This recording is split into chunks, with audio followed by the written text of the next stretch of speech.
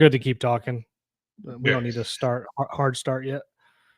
Yeah, but that just sucks. I hope no one I hope none of our friends were affected by the fires over in Canton last night at 2:30. Yeah. So I had somebody ask for a chicken Caesar wrap at work yesterday with no lettuce. That kind of pissed me off. Take the lobster without the tail. Yeah. What? Hey, do you want chicken and croutons in a tortilla? Okay. What a fucking weirdo. Yeah, All I right. ended up just getting a chicken sandwich instead. All right, let me need some last minute. Hold on, I gotta pulling up Instagram now.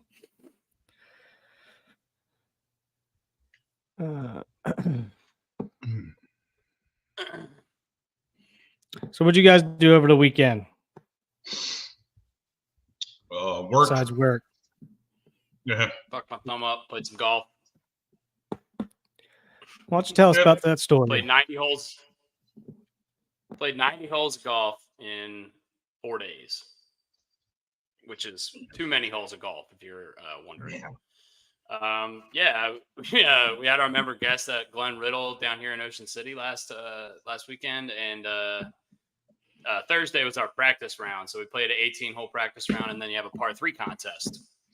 On like the fourth hole of the par 3 contest, I flubbed a chip. I got frustrated. I went like, damn it, like this with my 56 degree. Stopped myself right here. It hinged in the middle of the grip and just bent. And the thing sliced my thumb open. The momentum of the club head kept going and hit me right in the nards. And I collapsed, and I was down for quite a while. So yeah, that sucked right before our member guest. Luckily, it didn't affect my game. I ended up playing a lot better than I normally do. So I think maybe my left thumb is my problem with my golf swing. That's exactly what it is. That's what it was. Yeah. But yeah, that was really, really awful way to start the week. But yeah. All right. Well, let's fire away with another episode of Gary Williams. Go ahead. Are you live, Brooks? Not quite. I'm finishing up. Instagram. Finishing up Instagram live right now. We can start. We don't have to necessarily go through that on Instagram. All right. We're just going to start with a little rundown. Welcome to another episode of Gary Williams Stole My Lawn Furniture. We're going to talk some Orioles like we always do at the top. We're going to talk some other MLB stuff before we go into the College World Series, the golf tournament this weekend, the protesters that were there. We're going to do, like we do every week, we're going to do our That's a Shame segment. And then we're going to do a snake draft at the end, a little teaser that's going to be fictional athletes. So if you want to stick around for that. Orioles, a little bit of a rough week. We're 49-29, second in the AL East, still 2 games back of the Yankees. Luckily, the Yankees have been struggling a little bit too as of late, but we're in the midst of a 4-game losing streak, which is the longest one we've had all year. What do you guys think has been the cause of this particular skid, or do you think this is just kind of a bump in the road in a long season? I'm going to sit back. You and Brooks talk about this. I didn't really have an opportunity to watch too much Orioles over the weekends. I don't know if it was pitching struggles or hitting struggles. I'm not going to really be able to bring a lot to the table, unfortunately. This week. What fucking good are you?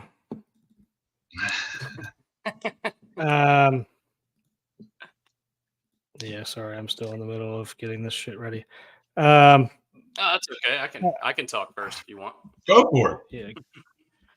Yeah. I mean, it started off promising. We beat the Yankees 2-1 with the back half of our pitching staff. And then we kind of had our top guys going against the Astros, and we just couldn't get it done. Burns had, I guess, his worst outing of the season, which was like a 7 innings, 4 runs earned or something, which for him this year has been pretty substandard. But yeah, I mean, I think the Astros are just a really good team, and I think they're starting to get hot. They've won 5 or 6 straight now, including our series.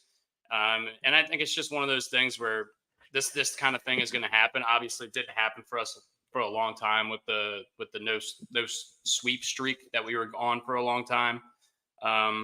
But yeah, I think we just kind of ran into a really good team. They're playing at home, and the bats still were putting up some runs, but the pitching staff struggle a little bit. Suarez has looked like pretty shaky actually in his last couple of starts, so I'm starting to get a little worried about him.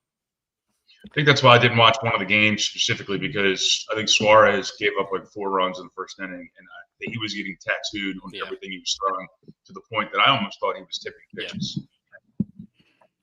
Yeah, when I was watching I said it last night in the group chat. It looks like the book on the Orioles right now is to jump early in the count, because people are swinging out of their fucking shoes and making real hard contact early in the count. Starting with that, the first game of the Astros series, which was just a slugfest.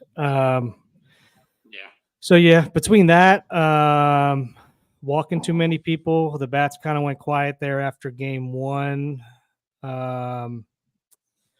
Yeah,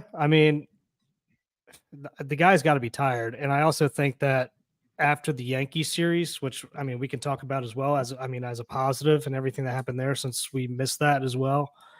I think they were just mentally exhausted after. Mentally and probably physically exhausted after that Yankees series. Yeah, I'm not too worried. I don't love that it kind of continued into last night as well. But the recent schedule that we had in June, I don't blame that these guys are probably exhausted. Now pitching's kind of getting run down a little bit too, obviously. So yeah, I'm not too terribly. I'm not going to freak out about it. Do I love what's going on right now? No, but yeah, like I said, the book on the Orioles right now, since that Astros, and maybe they saw something in the Yankee series, is to jump early in the count. If you see something you can hit, swing at it. It seems like a lot of people are getting a lot of hits early on in the count and hitting balls hard early in the count. And then on the flip side, there was just a couple too many walks when they're not getting those pitches. So,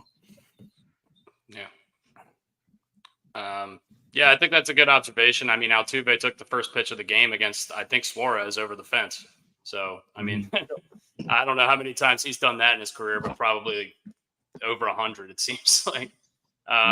Yeah, I don't know. Like Brooks said, I think it's just a little bit of a midseason skid. Obviously, it's scary right now because our pitching staff is kind of dropping like flies. And Dean Kramer coming back didn't look great in his rehab start. We'll get back to that. But look, losing to the Astros, losing to Cleveland, these are really good teams. Yeah, the Astros had a bad start, but they're a really good team. They've been around for a long time. They've been to 7 straight ALCSs, so they know how to win. And they're going to be there at the end of the year, I think. And then, yeah, the game against Cleveland last night, 2-2, and then Jose Ramirez takes I can't remember who was pitching at the time, but goes yard. Jose Ramirez, I want to talk about, is one of the most underrated players in the league. He's got 7 20-home run seasons, which is second behind only Jim Thome in Cleveland Cleveland Guardians history. And in 6 of his last 8 seasons, he's finished top 10 in MVP voting. Just one of the super quiet dudes who puts up 30 home runs and 20-some steals every year, plays great third base, and people don't talk about him because there's superstars above him like Machado and Arenado, but just super consistent player. I really like watching him play. Yeah, he also thinks he's better than Barry Bonds. He had some quote like, because they're comparing a lot of his stats to Barry Bonds, which is fair. You can compare the stats all you want at the time and the career that they're in, but I forget the exact quote that he said. He said something to the effect of like, yeah, but you guys ain't seen me yet, or something like that. I forget what it was. Yeah. I like that confidence though, dude. You got to think you're the best player in the league. Kierstad's back up, called up for the third time. Went 2 for 4, hit a double last night. Nick Maton got DFA'd. I think this is weird just because Stowers was playing really well with the big league roster. Obviously, Kierstad's been putting up crazy numbers in AAA all year. What do you guys think about the Kierstad-Stowers kind of like minor league, major league juggling that's going on so far this year. It's what we talked about earlier in the year. There's going to be a Right. train going to and from Norfolk all year, and this is just the nature of being the young guys on the roster, or rosters. It doesn't surprise me one bit. I mean, they're going to ride hot hands, which is surprising with the Stour stuff, but they're both hot. Which one do you think has more power? Maybe Heston being a lefty, maybe there's a matchup situation they see coming up here in the next couple of days. Yeah. I mean, I'm not left-handed. Yeah, I'm not terribly surprised either. Especially with, I mean, Heston's killing it and down in AAA. So I'm agreeing with Brian. I saw a lot of people saying that they think this is them bringing him up to heat up his trade bait a little bit. Who knows? But yeah. I mean, you can say that about anybody. Yeah. Either way, I don't care. I mean, I like Stowers' defense better, obviously. But I mean, I love Kerstead too. I mean, so I don't know. I don't really have a terrible. I don't swing one way or the other on this. I don't hate it. I don't love it. Whatever. I mean, whoever's hitting the ball better at this point, I don't really care. Yeah. I have some who's hot and who's not stuff listed here. Cedric Mullins in his last 15 games has a 308 average and 52 at bats, so that's good. It's promising. He's starting to hit the ball a little bit better, maybe starting to see the ball a little bit better. Tony Taters is just going absolutely bananas this month. Has 13 home runs in his last 30 games. Just when he gets hot, he's so fun to watch, and he's so clutch. It seems like when it's 2 outs and there's a couple guys on base, it feels like he's always going to get a hit. Austin Hayes has been great. We've talked about that ad nauseum. He's getting less at bats because he's playing a little bit less, kind of matchup dependent still, but he's hitting 342 in his last 30 games. So maybe try to get his bat in the lineup a little bit more. And Adley, just Mr. Consistent, just hitting 306 last 30 games. He's got 5 homers, got a ton of RBIs. Just so good at the plate, so disciplined. I just love watching his at bats because he almost never swings at the first pitch, but he's just he's so smart about the zone and so good about working counts. So yeah, I love watching him hit. Starting to walk again for guys too. Who are not very, for guys who are not very hot right now, Colton Cowser in his last 90 at bats, last 30 games, hitting 169. He struggled since his real hot start, but he had some underlying numbers that were promising that he was hitting the ball hard and getting kind of unlucky. It's starting to seem like he's just not seeing the ball quite as well as he was earlier in the year, but we'll see. Hopefully he can get his thing going again, because obviously he's super talented and we saw a little bit of what he can do early in the season. And Mateo, since he came back from Mullins hitting him in the head, sorry, Brian, I'll let you go after this. In his last 44 at bats, hitting 182. And that's in his last 15 games. We know Mateo is not the premier offensive talent, but he gets hot at certain times. And right now is one of those times where he's just not. Brian, you had something to say about Colton. Yeah, maybe going back to the Stowers conversation and couple that with the Cowser situation. Maybe this is where you see Colton Cowser maybe take a little bit of a break, take a couple of days off, and you get Stowers go ahead and play. Yeah, I don't disagree with that. Especially, I mean, we got Hayes and Kersted's up right now. I mean, so who knows? I don't disagree with that at all. Cole looked like he was starting to get hot again when he hit that bomb at Camden. That was like 450 feet or whatever it was, and hitting the ball real hard after Toronto and everything, but then kind of went quiet again. This is Mateo's MO. He goes real hot, real cold, real hot, real cold. Yeah. Tony Taters does this. Yeah. Are we talking about Mateo? Or are we talking about both Cowser? of them, really? Okay. We're talking about both of them, really. Yeah. Try to multitask. Brooks. Keep up. I got ADD. I can't keep up. Mateo reminds me of like his hot streaks, and even Tony Taters to an extent, actually probably more. Mark Reynolds comparison would be smoking the ball. Oh yeah. Yeah. Yeah. Danny Valencia, too. There was a couple months where I don't think I ever saw Danny Valencia get out. He was just getting hits every time he came up. We'll push on to Cade Povich. We've seen Cade Povich start 4 games now for us. He's got an 0-2 record, but he's got a 4.15 ERA, 21 and 2/3 innings. So he's going a little over 5 innings, 5 1/3, 5 2/3 a start. Pitched decent the other night, last night. Didn't end up winning. Obviously, gave up 3 runs.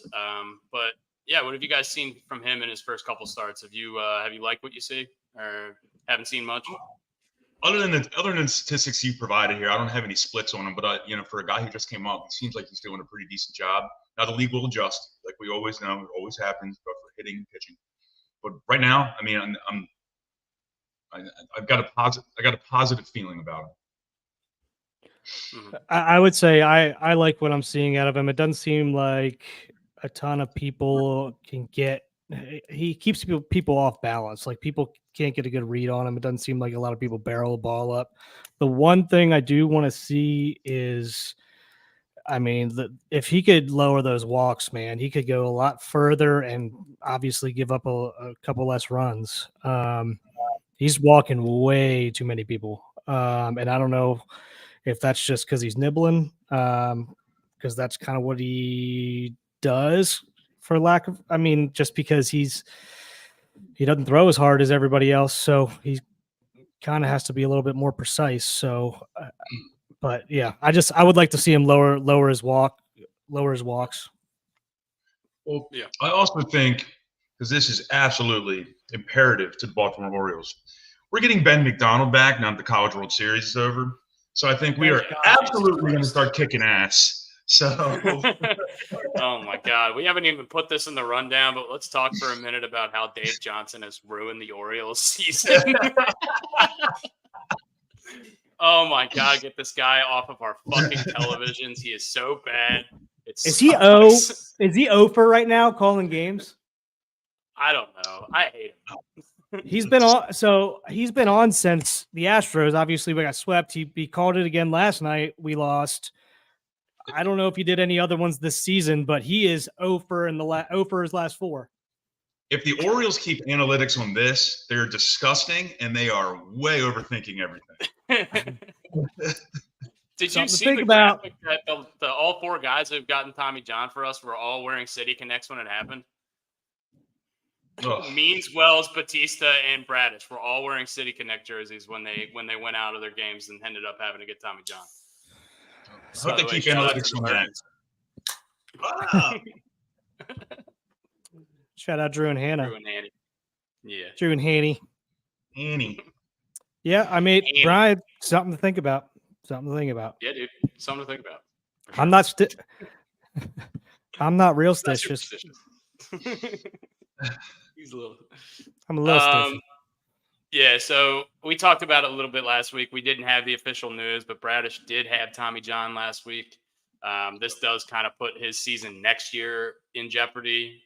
Maybe he could make a late season push if he has a really nice speedy recovery. But obviously, I don't think the Orioles are going to be pushing him back after kind of what happened in the early part of this season. This really sucks. It looked like he was coming back into his Cy Young caliber form early parts of the year, and then we've talked about it for weeks that he just didn't look super comfortable. Brooks was mentioning he was doing this on the mound, which is also the telltale sign that your elbow is not in the right place. I think this sucks. I don't really know what else to say about it. I mean, it sucks. It sucks.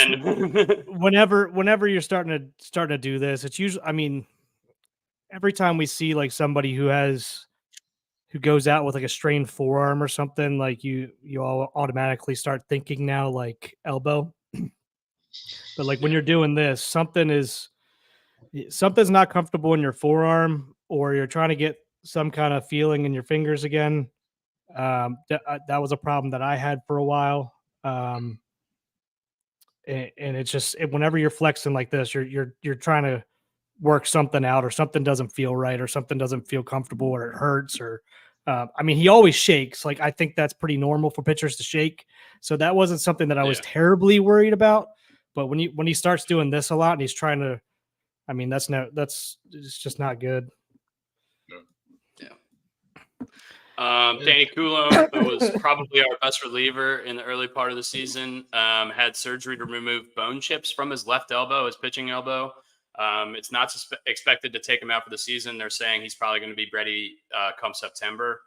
I don't know how this kind of thing works. I don't know how you can get bone chips removed from your elbow and be pitching in the Major League Baseball 2 months later, but I'm cool if he's going to be good to come back. That sounds great because we need all the help we can get in the bullpen. He's been our best guy the last couple of years, feels like. Yeah, this is good because this is relatively minor. It's just kind of like a cleanup thing. Like if you, obviously not a doctor or anything like that, and I don't know if this is a good comparison or not, but I like to compare it to like when somebody in football goes in and gets their knee cleaned up or scoped or something like that. It's not a season ender, but it's definitely going to be a couple weeks to come back. So I mean, that's a good thing for us. So, and I think we better get a bigger bullpen or a bigger dugout because we're gonna have all these injured dudes in there because they still stay with the team. Like John Means is in there with a bionic arm. And then you're bringing up new guys. We're going to run out of seats. It's going to look like a hockey bench. Yeah, but I love to see it. I love that we have that culture that they want to be around. They want to be there to support their teammates. I do love that. That's a very good point. We're gonna have to push some of the bench coaches down the tunnel towards the locker room and let them stand in the tunnel and get to watch. Get the police officers out of the dugout. Yeah. Dean Kramer coming back from an injury, doesn't make it out of the first inning. In his most recent rehab start, he threw 39 pitches, got 2 outs. 2 guys took him deep. He gave up 5 runs.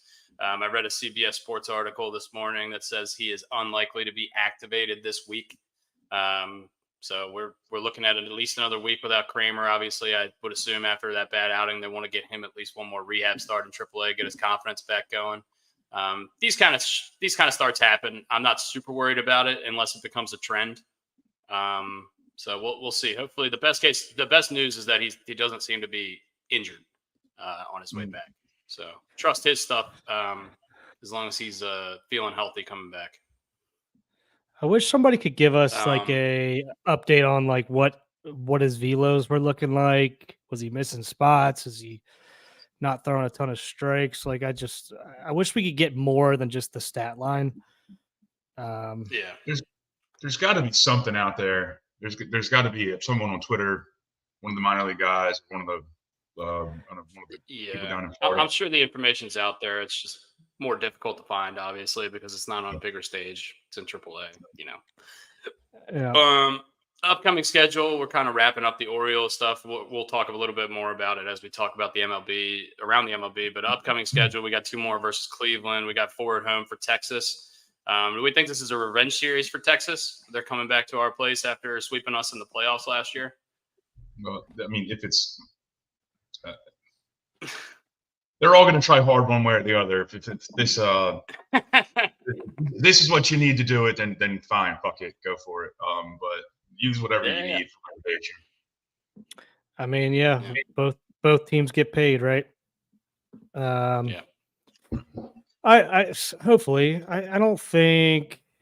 I mean, do I think the Orioles really care that much at this point in the season? Probably not. I think they have more animosity towards the Yankees with all the bullshit that went on. And I don't think that's really a rivalry. I think that was more we kind of let ourselves down than they came out and pissed us off and did shitty stuff and they just beat us. So Yep. I don't think there's any animosity there for like a get back game. I do want to touch on a little bit more. Dustin is the go ahead before we. No, you go. What do you want to touch on? I was going to say let's touch on more about the Yankee series since we didn't have a podcast since then. We've kind of been talking a lot about the bad recently. Let's go back to that series a little bit because. I mean, obviously a lot of drama in that series going on. I thought my thoughts on it were as far as all the beanball was going on. I think it was pretty obvious that Suarez did not have his command that day. He hit him on a 1-2 count. I just don't see any intention there. It just makes no sense obviously, like, Judge is going to be pissed off. If I got hit in the hand, I would be pissed off just because it fucking hurts. And I could be out for the season with a broken hand or however long, depending on what it is. Because your hands and your wrist take a while to come back, especially swinging a bat and getting your power back.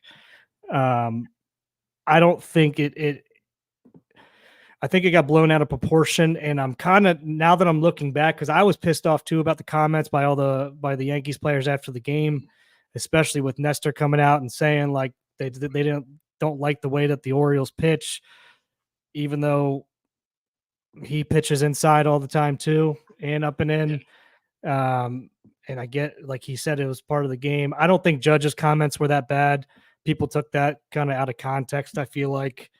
I think he just said what was on his mind, in terms of like, yeah, he was upset. I would be upset too. I don't think he was upset at the moment that they were interviewing him. I think they were asking him about, like, was he upset when he got hit? Like, yeah, I mean, it fucking hurts. Like, everyone gets pissed off when they get hit. It sucks. Especially when it hurts, unless you get hit in the ass or something. So Nestor is really the one that pissed me off a little bit, and how he reacted. I don't think Judge did anything wrong.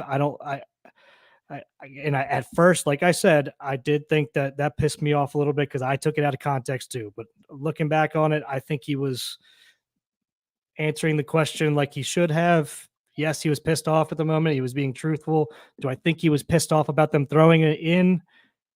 No, he understands it's part of the game. But I don't think it merited a retaliation, especially going. I mean, let's call a spade here. Like they've hit the most batters in the league.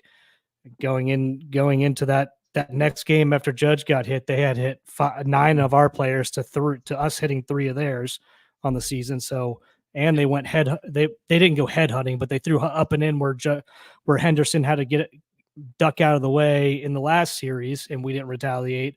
So kudos to the Orioles for the way that they responded, because I had said something in the group chat that Hyde needed to get rung at one point, and I was pissed off. And I mean, they responded to perfection, to be honest with you. Yeah. I think they showed a lot of maturity. I think, using their, playing baseball to I don't know what I'm saying right now. I'm lost. I think they showed a lot of maturity by the way they responded, by not coming out and shitting on the Yankees and throwing at them again. They just went out, handled their business, played ball, and won the games.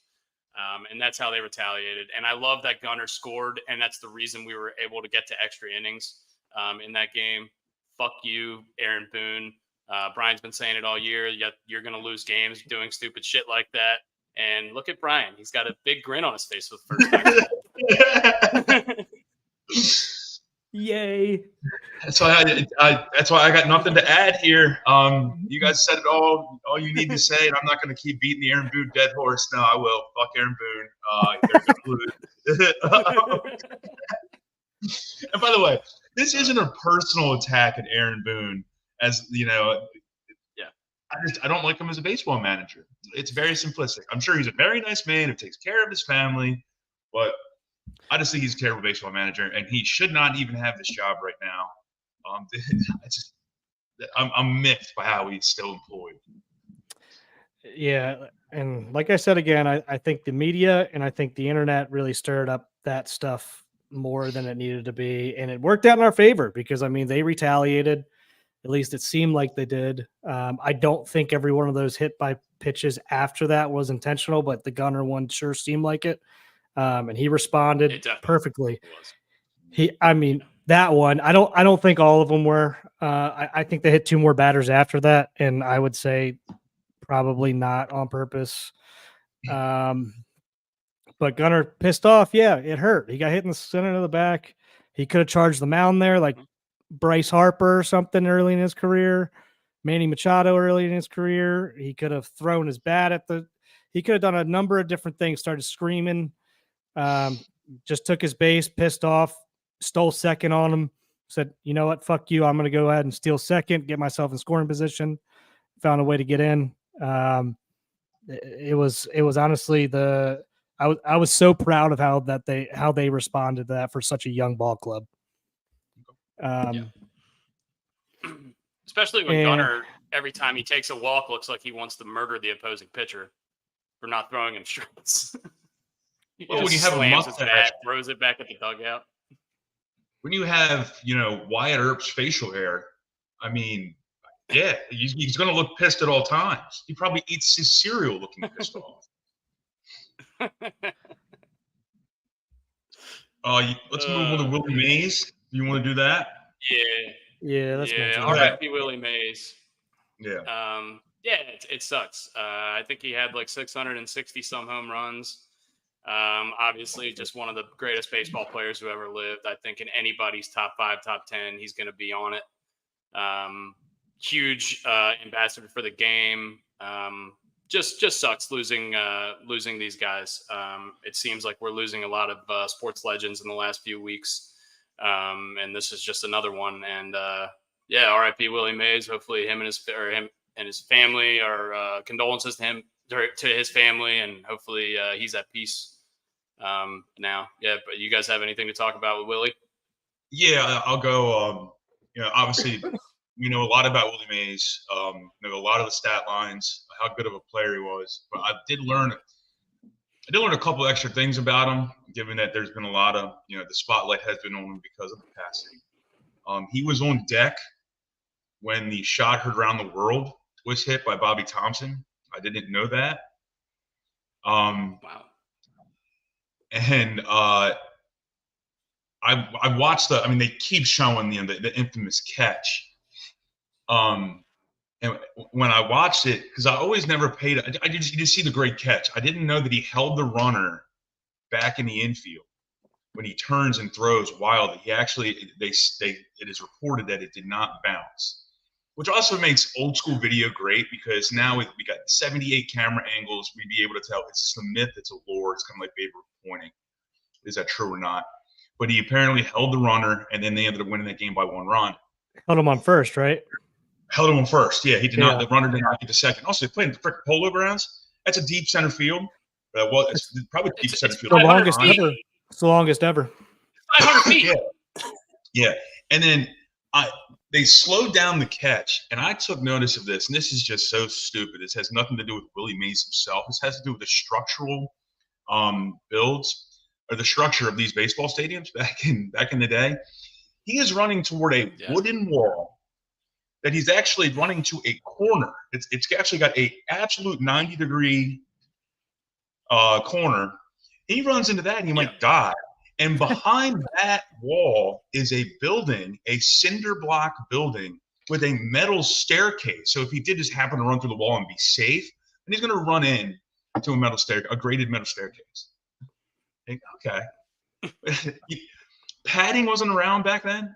Like, we didn't think about that. I think it was part of the game, dude. They didn't give a shit. Like you said, all the stats and stuff. Possibly the best all-around player to ever play. Debatable. I thought it was really, really weird that he passed away the same 2 days before the Rickwood Stadium game, in Birmingham. Which was we learned all about. That's now the oldest stadium in the country, and we learned a lot about all the racial stuff that happened down there, and how that's kind of I don't want to say the birthplace for the Negro leagues and stuff like that, but it seems like every good player that we know about from there went through that stadium and played there at some point. So. And then 2 days later, they're honoring all that. So I think that's it's sad, but I think that's kind of cool. Now that they kind of got the tie-in honoring Willie Mays into that as well. So that was the And first time one I more saw thing to Barry add Bonds here. on camera in Go ahead. forever, by the way. Yeah. At that Rickwood Stadium. more thing Go to ahead, add. Brian. Sorry. Bob Costas has been like I don't want to say he's the official spokesman for Willie Mays, but he revered him and he covered him a lot. And he did a lot of one-on-one interviews with him. And he had a story that I thought was amazing. He talked about how he was talking with a former MLB manager back in that day. And they talked about how smart Willie Mays was on the field. He was a chess player playing a baseball game.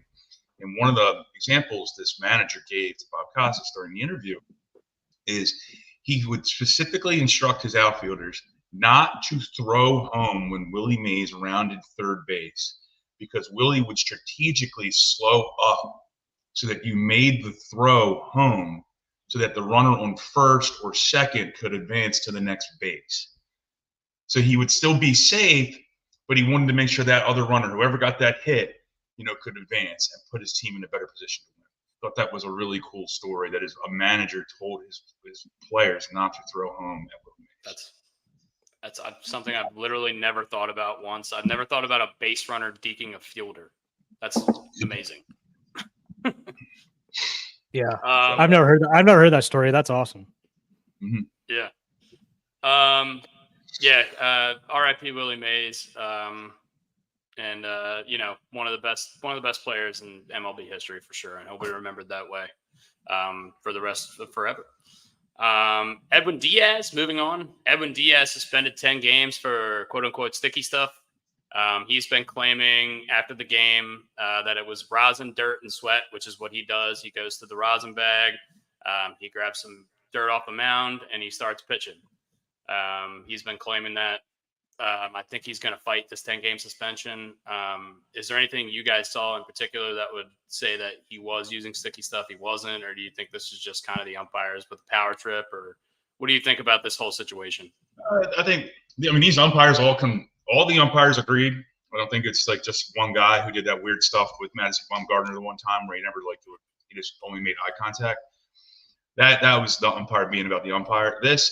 All of them agreed to it, or agreed that it was stickier than normal. The umpire, maybe the umpire union in question even came out and said that this was definitely not rosin. This is something incredibly, incredibly sticky compared to what they have been seeing in the past.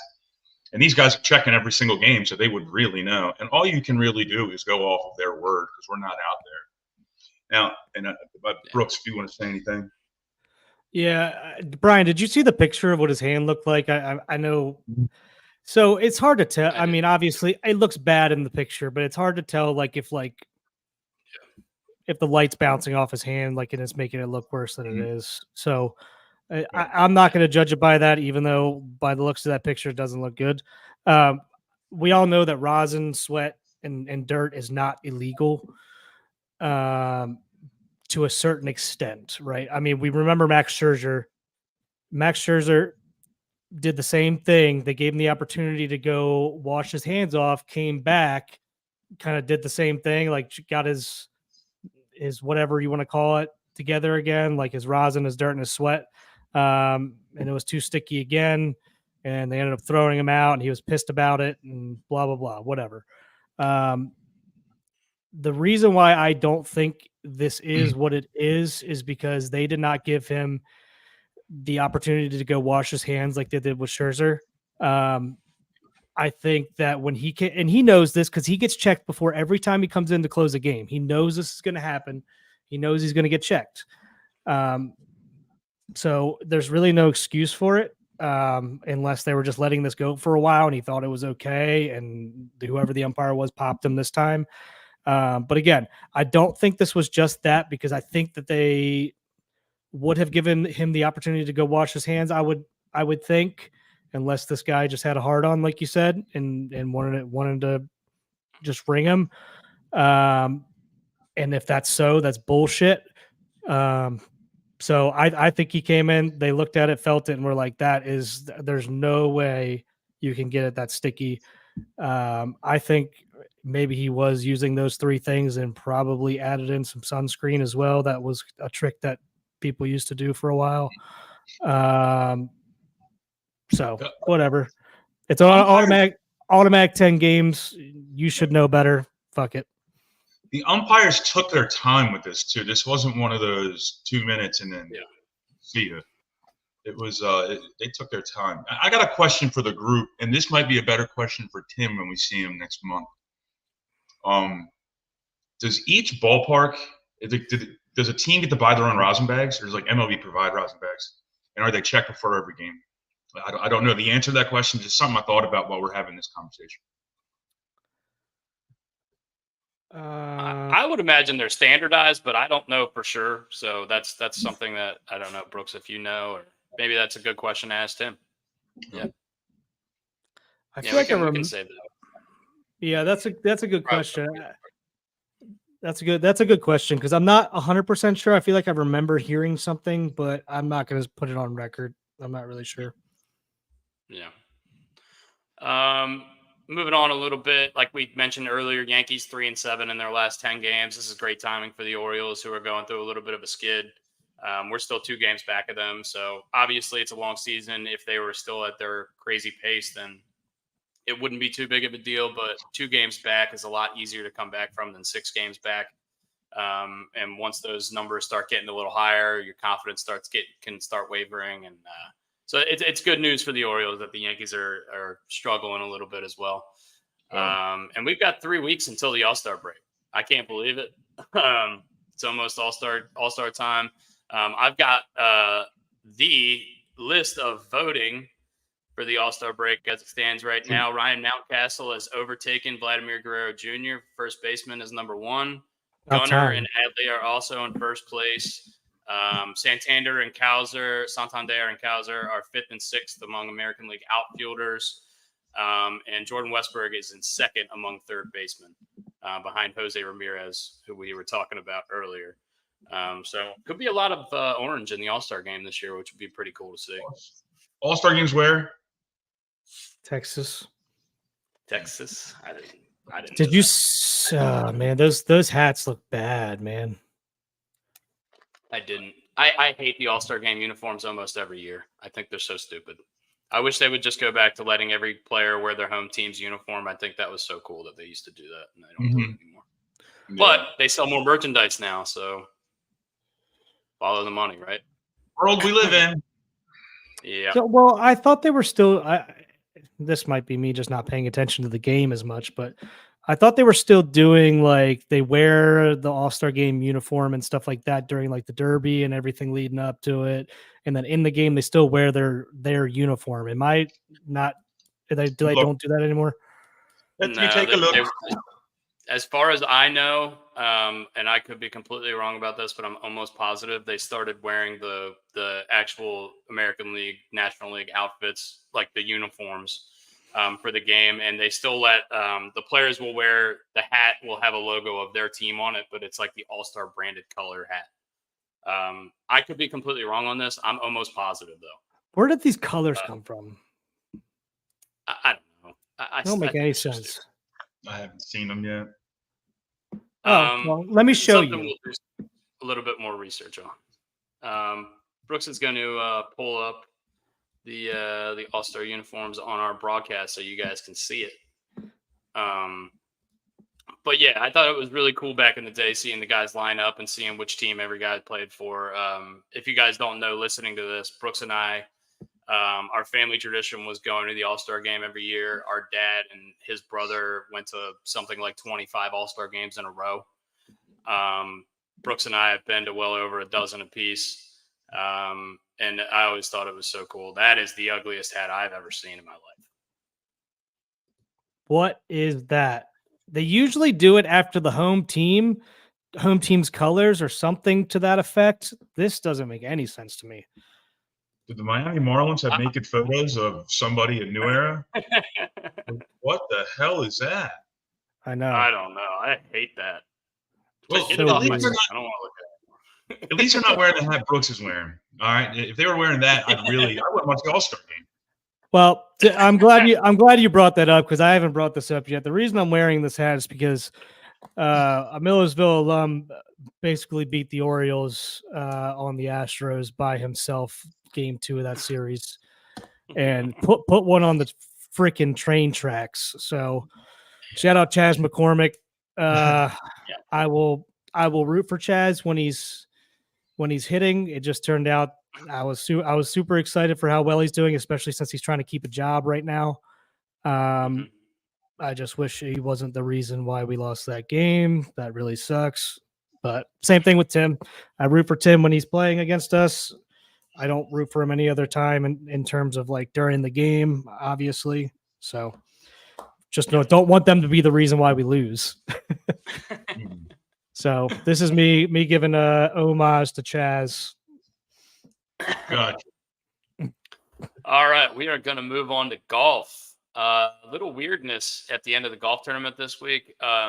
What wasn't weird was that Scotty Scheffler won, because he just does that every time he plays. It seems. In his 15 starts, he's got 13 top 10s and 6 wins. He's the first player since like Arnold Palmer in the 70s to win 6 tournaments before the month of July even starts. What was really cool was that he did it against what I think is his best friend, Tom Kim. They're like super close friends. Tom Kim stuck one on 18 to force the playoff, and then some crazy climate protester idiots came onto the freaking course and tried to ruin everyone's time. And luckily, the police force in Hartford, Connecticut was ready, because those assholes were out of there in 5-10 minutes, and they were putting. They didn't give a shit. So yeah, I think if you're a climate protester, that's great. If you want to talk about the climate in appropriate situations, but if you're the kind of person who's going to go out on the golf course and try to ruin a tournament that's worth millions and millions of dollars, then you can go fuck yourself. I think you're just like one of the worst people on the planet. You're a fucking loser. Grow up. If you want to protest, do it in a way that doesn't affect everyone else's lives. Maybe think about other people other than yourself. So yeah, I think you have the right to protest for climate change or climate, whatever you want to do, climate reform, but don't be a fucking asshole about it. 2 things. One, Scotty Scheffler and Tom Kim have their birth dates are the same, not the same year, but same month, same day. Yeah, it's kind of cool. Mm-hmm. And then second, this is completely unrelated to golf. You ever know, like when you fall asleep and like maybe you got the TV on, like you dream about what's going on the television? Okay. So I had the golf channel on. They must have been discussing this. And I had a dream that climate protesters were outside of the Chasseur, and we're just standing out there. I woke up and I was like, "Oh, thank God, good." I used to have dreams. Situation wasn't actually real. I used to have dreams about NASCAR. I don't even join NASCAR, but I used to have dreams about NASCAR. Like, they'd be talking about Dale Earnhardt Jr. on ESPN Sports Center or something. And I'd be like, "What the hell did I dream about freaking NASCAR?" Very random. Very random. Sorry, guys. No, you're good, dude. Yeah, I just think it was super stupid. Yeah. Cam Young in the middle of this tournament on Saturday shot a 59. 11 under, which is I think like the 12th 59 in tour history. After that, his next 9 holes he played at 5 under. So 6 under. He played a 27 hole stretch at 17 under par, which is hard to do. And he did it. And then he did it with his left thumb intact. He did it with his left thumb intact. Fully functional marbles. Yeah. Mm-hmm. Yeah. Marbles. Other notable players who recorded top 20 finishes in this tournament: Sung Jae Im, Patrick Cantlay, Justin Thomas, Tony Finau, Brian Harmon, who's a favorite, Wyndham Clark, Shane Lowry, Xander Schauffele, Colin Morikawa. So yeah, a bunch of names that we've seen all season. Xander Schauffele is quietly, not quietly, he won a major, but he's got 11 top 10s and 16 starts. I mean, he's fucking killing it this year. Number 3 player in the world. Cup leaderboard, by the way. Real quick. Yeah, if you look at the FedEx Cup, yeah, go ahead. Victor Hovland he's the new Jordan Spieth this year. He is here, or he is here. There's like 20 feet of shit, and then him, or he's like in the top 3. Yeah, he's having a weird year. For a guy as talented as he is, he kind of dominated the whole end of last year, and people just kind of thought he was going to go on a tear this year, and it's just been a really weird season for him. Same for JT this year. Yeah, JT though is collected a couple 10s in the past month. I think his form is looking pretty good. I wouldn't be surprised if he played well at the British Open. He's got the kind of game that would perform well there. But if you look at the FedEx Cup standings, Scheffler is 2,500 points above Xander Schauffele, who's the number 2 golfer. Rory McIlroy is the number 3 golfer with 2,400 points.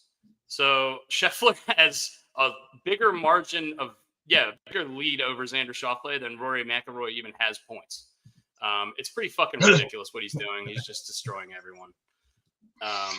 We talked about it ad nauseum. We don't need to talk about it much more. Next week's the Rocket Mortgage in Detroit, which Rookie Fowler won last year in a playoff over our boy Nick Taylor. So yeah, we'll see how he performs this year. Ricky Fowler with the top 20 finish this week as well. So maybe he could defend his title. That'd be cool. Other sports stuff.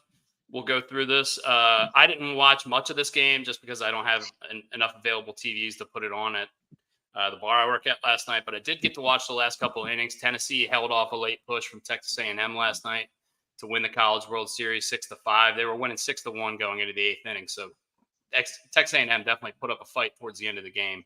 I was surprised that this is Tennessee's first national championship in baseball. Pretty crazy. Did you guys get to watch this game? Do you have any thoughts on the World Series in general? Brian, I think you watched probably the most of us three, I would guess. Yeah, I love the CWS. I love the College World Series. It's pure raw emotion. That being said, 2 things stuck out. Everyone's talking about the pitcher from Tennessee who looks like he was in the Civil War. If you haven't seen this guy, please, I don't even know his name. It doesn't matter because you're just so enamored with his face. And he pitches real well, by the way. Second, the reason the CWS is so amazing, and I'm gonna accent the pure raw emotion. You see the Tennessee players being in a dog pile, which, by the way, you never want to be on the bottom of a dog pile. It is not comfortable.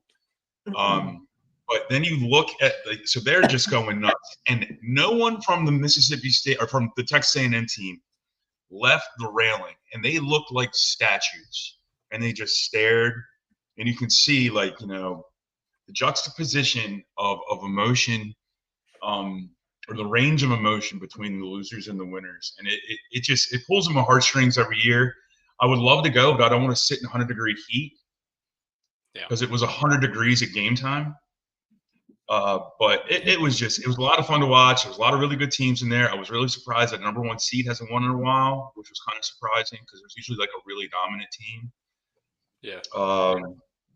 But yeah, it was really fun to watch. I also will say this before, and we're going to segue into hockey here in a minute. It was one of the most difficult sports watching situations I've had in a while. It was like the 9th inning of the CWS. And it was like 6 minutes left in the 3rd period of the Game 7 Stanley Cup. And I don't have a last channel button, so I kept going to the guide, and it was just fucking madness. So whoever makes remote controls, if you do not put a last channel button, shame on you. You're screwing us all over. Hold the center button. Hold the center. Try. You don't know what kind of TV he has. Samsung, but I just found this out. Like a couple weeks ago. So where were we yesterday? Where were we yesterday, asshole? All right. Remember when we used to know channels? Just memorize the channel numbers, dude. So I just realized this on YouTube TV on mine, and YouTube TV. I have a Samsung TV, and there's a back button, but it just takes you back to the menu. Yeah. And I literally had to look it up. You just hold the center select button and it takes you back to the last channel you were looking. And I'm like, I've had this for fucking 3 years now. and I just figured this out like 2 days, like 2 weeks ago. Something you could have Googled 3 years ago, and it would have made your life so much easier. But why don't you make a last call button? Just make a fucking last call button. How difficult is that? You have all these other useless buttons that we never use them. Like you have the back button with the arrow, but I know what you're saying. Like it takes you to the menu, and I'm like, this is stupid. Okay, before we go on to hockey, give me a closed captioning button. By the way, how did we get here? You said last call. I had a regular come in last night to Green Turtle and told me this idea he had where instead of an open sign on your bar, you have a traffic light, and it's green when you're open, it's yellow when you're about to close, and it's red when you're closed. And I thought it was a really good idea. Yeah. I think if I ever open a bar, I might do that. See, this is why this podcast. This is why this podcast is great, because trademark. How the fuck did we get here? We're talking about Tennessee winning the College World Series. Now we're talking about remote controls and streetlights. Yeah. We're off the rails. Edmonton Oilers comeback thwarted by the Florida Panthers in Game 7, guys. The Oilers were down 3-0. They forced Game 7. Connor McDavid just went absolutely bananas for a couple games in the middle of the Stanley Cup Finals. And Florida was just able to hold them off last night. They both scored early in the first period. I watched almost all of this game. A lot of just defensive, very conservative hockey for the middle part of the game, and then Florida was able to get one in the third and just kind of tightened down after that. Rogers, you watched some of this game you were talking about. What did you see specifically? Obviously, we're avid baseball fans. I don't think there's anything better than a Game 7 in hockey for the Stanley Cup Final. I think that is the most. You don't even need to sell it. It sells itself. I mean, there could have been no commentators, and I would have watched this. I loved every single second of this game. Two teams that really fought hard. Ton of men with red beards, ton of red-headed men on the ice. And I know they grow the beard out every year, but it's a ton of red-headed dudes. And as a guy who dates a redhead, I notice this a lot more now. But it was just a great game. And once again, that pure emotion that we talked about in the College World Series, same thing. Now, in the College World Series case, those kids could just leave the dugout and go away. In hockey, you don't have that luxury because you got the handshake line. I think that is one of the best traditions in sports. Yeah, I agree. I think that's so cool. They just put their shit aside. No matter if they were fighting the whole series or whatever, pissed off at each other, they just at the end that handshake line at the end just seems like it's all respect. Just maybe some more words for certain people than others. So yeah, you could teach. Sorry, I know my Wi-Fi is janky here. Am I good? You're good. Go ahead. Mm-hmm. Right. Yeah, go ahead. You could teach a kid how to properly shake someone's hand by watching those lines at the end of playoff series in hockey. Yeah. And I even think Bobrovsky. I'm sorry, I keep cutting you off, Dusty. Going back to Cal Ripken and Ryan Ripken, I just talked about a handshake. I'll never forget this. I don't know why this just popped in my head. I remember Cal Ripken talking about how his father taught him how to shake a person's hand. You shake their hand and you look them in the eyes. And I just thought about that. And Ryan Ripken being a friend of the show, shout out to your dad for making me think of that when I was a young kid. Yeah. Yeah, shout out to Ryan. Shout out to the Ryan Ripken show as well for giving us a shout out on his show the other day too. So, looking forward to when we get up there, we can collab with them a little bit more. I think hopefully we can come up with some fun stuff with them. So big thanks, guys. Big thanks, boys. Yeah. Congratulations to Bobrovsky, which I've now said 3 times because Brian doesn't know how to let other people talk. He was the goalie for the Flyers forever, and he's been a goaltender for I think a really long time in the NHL, and it's good to see him get his first cup. Connor McDavid wins the Conn Smythe, which is the playoff MVP award. The hockey playoffs don't have a finals MVP, or they may, but it's not a big deal. The hockey playoffs have a playoff MVP, which I think is better in general. And McDavid was totally deserving. He's only the 6th player in NHL history to ever win this as a loser. in the Stanley Cup Finals. He had 34 assists and 24 playoff games, which broke Wayne Gretzky's record. That's absolutely outrageous. And he's only the second skater to ever win this award. All the other guys were all goaltenders. The last guy was Reggie Leach of the 76 Flyers.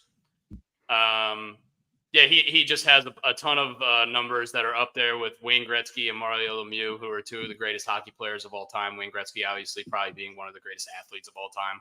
So whenever you're getting mentioned in the same sentence as him, you're pretty freaking good. Yeah. Yeah, just I love watching playoff hockey. I didn't get to watch a ton of the early part of the series, but I did watch the last couple games, and they were electric, like Brian said. So. Playoff hockey. Thumbs up. Thumbs up. What do you By the guys- way, we forgot to do that. Yeah. We forgot to do That's a Shame. My That's a Shame goes to those climate protesters. Fuck those guys. I'm glad you're going to jail. Yep. Brooks, go ahead, bud. Anybody else got one? My That's a Shame is this week. I don't think I sent this to the group chat, but apparently there was a guy that called into 105.7 The Fan this week and criticized our GM and his drafting and was 100% serious. His quote was 5 drafts in and he's only really given us Adley, Gunner, and Westberg. What? What? First of all, if that's all he's given us, that's still incredible. I mean, that's not to add to like Ortiz, Stowers, Norby, Mayo, Kerstad, Kauser, Holiday. I'm forgetting people. Grayson Rodriguez. Grayson Rodriguez. That person lives in his mother's basement and was calling from a landline. He has no wherewithal about anything. That comment made me embarrassed to be an Orioles fan. I hope he's not, whatever he's saying to anybody is making it to anybody's ears ever again. No, that you person's can a moron. Yeah. Yeah, I don't know. That might have been like a Buster Olney burner account or something. Fuck that guy. No, it was on It's 105.7 The a Fan. It's a caller, yeah. God. And my timeline blew up. Everyone just kept saying that's a football fan for you. Yeah. Yeah. We have fun. My That's a Shame deals with our podcast a little bit. We shoot from the cuff, but because we're very small, we got 7 people watching right now. Thank you to you guys. And we're still learning this business. My That's a Shame this week goes to JJ Redick. I think authenticity in the sporting or the professional sporting world has overtaken professionalism. You can't just go out there at a press conference, start dropping the F-bomb, saying, I don't give an F. You are a professional basketball coach. We're a bunch of jabberwockies sitting in our living rooms or our basements or whatever, talking to our friends. This is a man who's getting paid millions of dollars and is going out and just cussing and everything. What does his mother think? Like, you just got like the biggest job of your life. He comes off as condescending as hell, and he's just going out there throwing profanity-laced stuff. Nice first impression. Now, if you're trying to set a tone, okay, but we don't got to go that way. So I just think authenticity, or like the wow factor, like the pop factor, using profanity has overtaken professionalism in professional sports. So he did that in his like welcome to LA like press con, like, yeah. His introductory press conference yesterday or Sunday, in the last 2 days. I think if you're going to set that tone, I think that's okay to do in the locker room behind closed doors with your team. If you want to use that kind of language and set that kind of tone, but if you're in front of the media and you just got hired, I think that's a little bit, I think that's not your best look. That's not. So yeah, I agree with you. Not the time to do it. Do I care about him cussing and all that stuff? Like I understand when it's like in the emotion of something, or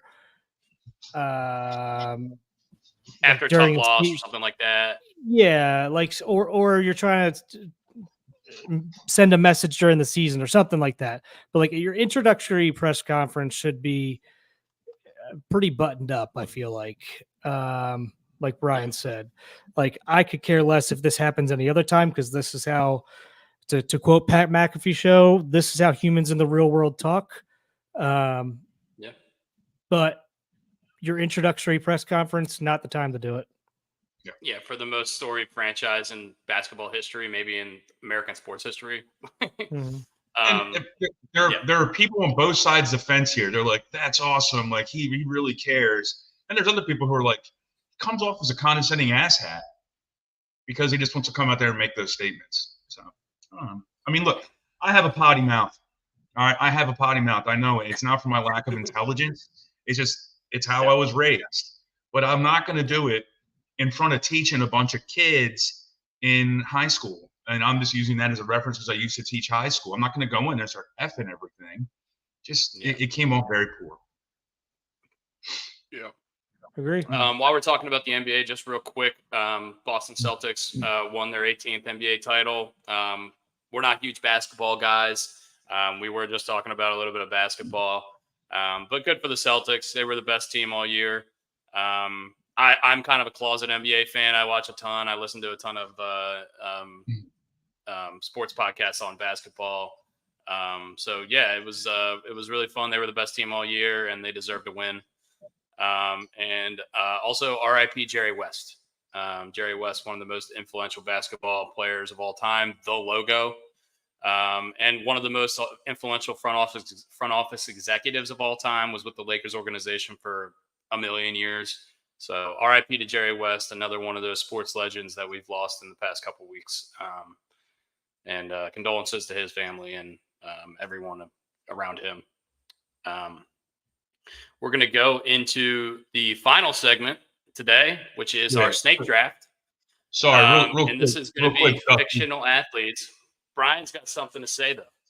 Yeah, sorry, I had a work text come through that was important. So I didn't get a chance to say anything about Jerry West.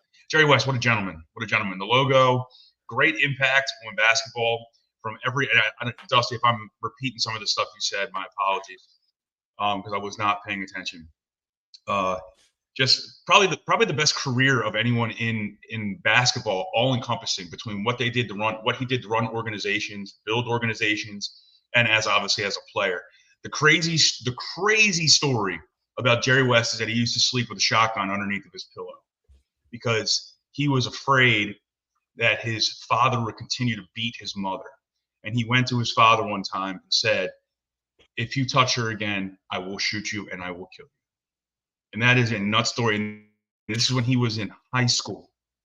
So he was a tough son of a gun. He never really got to enjoy the winning. He always thought about the losses. And that's something he's admitted. And apparently a great golfer. More than I could say about Should see us. my neighbor, the accountant. Probably a great golfer. Huge ass. Huge ass. Yeah, so sorry about that. All right. Yeah. You're good, dude. R.I.P. Jerry West. Apparently he had a lot of demons he went through, but yeah, he was one of those guys who never could enjoy the win, was always thinking about the next one and if they were going to lose. Hopefully he's at peace. Like we said, same thing with Willie Mays. R.I.P. to the legends we've lost.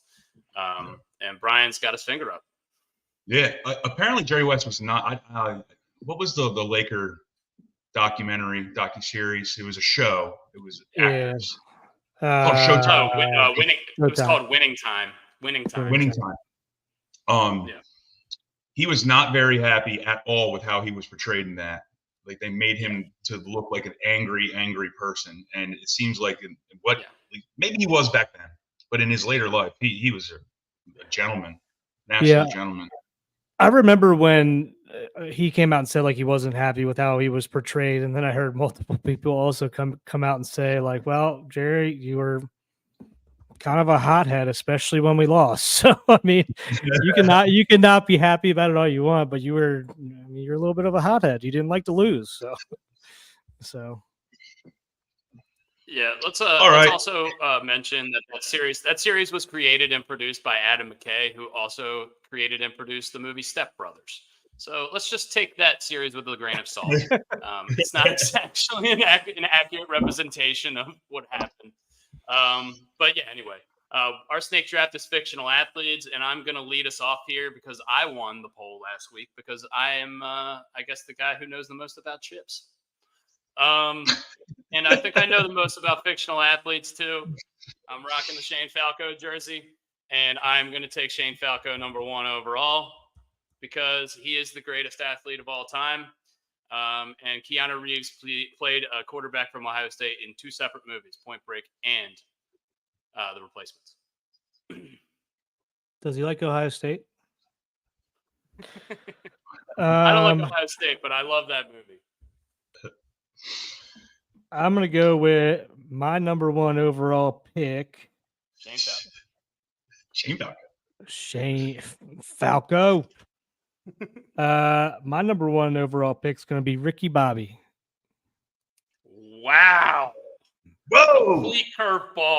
A complete curveball. Because you know what? Wow. I thought you were going to go with somebody with the same initials. Yeah. But wow, that's okay. Ricky Bobby. I mean, he's a Okay, great. well- Sponsored by Wonder Bread. All right. Well, before I make my 2 selections, I would like to thank the voters for listening to me last week. You made me dead last again. You gave me 1 freaking vote. Dusty had 15 and Brooks had 9. But thank you for listening to me. I know you guys hate me. That's totally fine. I will play the villain card. I know I've won 3 of these 4 drafts, and you just don't like me. That's fine. I'm going with Ricky Vaughn as my first selection. The Wild Thing. And I will then go with Rocky Balboa. Yeah. If I was being,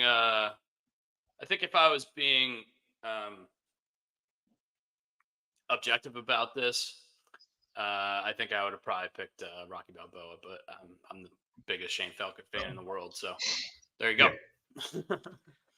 Yeah. Brooks, you're back up.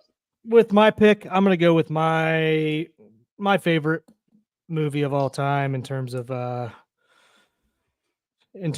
sports movie, Billy Chapel. Billy Chapel, I knew it. How did I leave him on the list? Oh, Billy Chapel used to throw the ball to Gus Sinski for the Tigers back in the day. And who was Gus Sinski? John C. Reilly. John C. Reilly. Who was also in Step Brothers. Will Ferrell's and Ricky Bobby. And Ricky Bobby, yeah. Has been in a lot of stuff. Okay, I've got so many places I can go here, but I'm going to take Benny the Jet Rodriguez as number 2. Just absolutely dominated every competition in that movie. Still home plate for the Dodgers. And do I want to stick with baseball or do I want to go off kilter here? I'm going to stick with baseball, and I'm going to take the Wonder Boy Roy Hobbs from The Natural. Yeah, I think he completely destroyed the shit out of a light. Streaky hitter. Games. Streaky hitter. Liability. He was a little bit of a streaky hitter. All right. Can be a liability. I will go with. It's not your turn. Sorry. Not your turn. Got so excited. Don't you take well, I could take one of your 2. I am gonna go. I mean, I'm gonna stick with a baseball movie again and stick with the same actor, Crash Davis. Yeah, I know it. Wow. It's There gonna it be a is. Kevin Costner team for him. Yeah. All right. Was That was that what I was one of going the with 2? next. Yeah. I will go Billy Madison. Billy Madison. Oh, I'm You sorry. have Happy Gilmore? Gilmore. Holy moly. Billy Madison would have been a terrible athlete. Well, no, if throwing pickles against a window is athletic. Yeah. Yeah. Define So athlete. Happy Gilmore, and I'm going to go to the golf world again, and I'm going with Shooter McGavin. What? He's taking two guys from the same movie back to back. Wild. Oh man, I thought he was going to take the third Kevin Costner act. No. I guess I got to go away from Kevin Costner, don't I? You don't have to, dude. There's a a guy who's really good with a 7-iron still available. Nope, don't want that guy. Give me Jackie Moon. Holy shit, he's got Will Ferrell and Kevin Costner only. Wow. Oh man, you could have taken Monix. He was traded for a washing machine. I need a player manager coach. Okay, Player well, owner if you want to coach. win, put Booby in. Give me Booby Miles from Friday Night Lights. About to spin, coach. And then I'm gonna with knock some my fools out. last When Booby pick- knocks some fools out, I'm gonna do it with black Nikes on my feet. Oh man, I'm between two people, and they're both in the fighting MMA world. I'm gonna go with Apollo Creed. Okay. I think physically imposing. Do I have one I like left? that list. Well, Dusty closes out here. His draft. Yeah, I closed it out. I just did it. I did Booby just Miles did. and Apollo Oh Creed. yeah. Sorry, I'm watching an update right here on the live. No, you're good. You're good. Give me Forrest Gump. Wow. People forget. As a runner, a football player, a ping pong player. People forget multi-sport pretty athlete. Multi-sport Yeah. athlete. Olympian. Imbo Forrest Jackson Gump. and Air Bud. All right. Got to go with him. Danny Noonan. I like Wow. Noonan? Noonan. Not Ty? Oh, man. No. All right. I even thought going I don't even Carl know. Spackler. How do you spell Noonan? Noonan. That's what I tried. Wow. That's what I did. Danny Noonan from Caddyshack. Wow. Let's go through some honorable mentions. Who wants to lead it off? Go ahead, Dusty. I'll go ahead. My other guy that I was between him and Apollo Creed is Tommy Conlon from Warrior. That's Tom Hardy's character. He's a fucking animal. I've got Rod Tidwell for Jerry Maguire. I've got Danny LaRusso from The Karate Kid. I've got Bobby Boucher from The Waterboy. I've got Willie Mays Hayes. I've got Paul Wrecking Crew. I've got Air Bud. I've got Darius Bannock, who is the best Jamaican sprinter of all time turned Jamaican bobsledder. And I've also got Henry Rowan Gardner, otherwise known as Rosenbagger. Goddenhoser. Also, no luck for Chet the Rocket Stedman either. He's on my list. Chet Stedman. Oh, I have Chet Stedman. I have Nuke LaLoosh. Billy Hoyle from White Man Can't Jump. We Need a Mighty Duck. Fulton Reed is on this bad boy. Pedro Serrano. And his real name isn't this, but he is a real athlete. And he was a real athlete. Jimmy Chitwood. Who? okay. Who's that? Who? You live in the town that Jimmy Chitwood played basketball in the movie Hoosiers. Oh, Hoosiers. Oh. Oh, okay. Yeah. That's a movie that I haven't move- seen. So That movie doesn't hold up. I need a week off. Brooks, you got any honorable mentions we didn't say? I do. We all know the best player on the Mighty Ducks was Adam Banks. Yeah.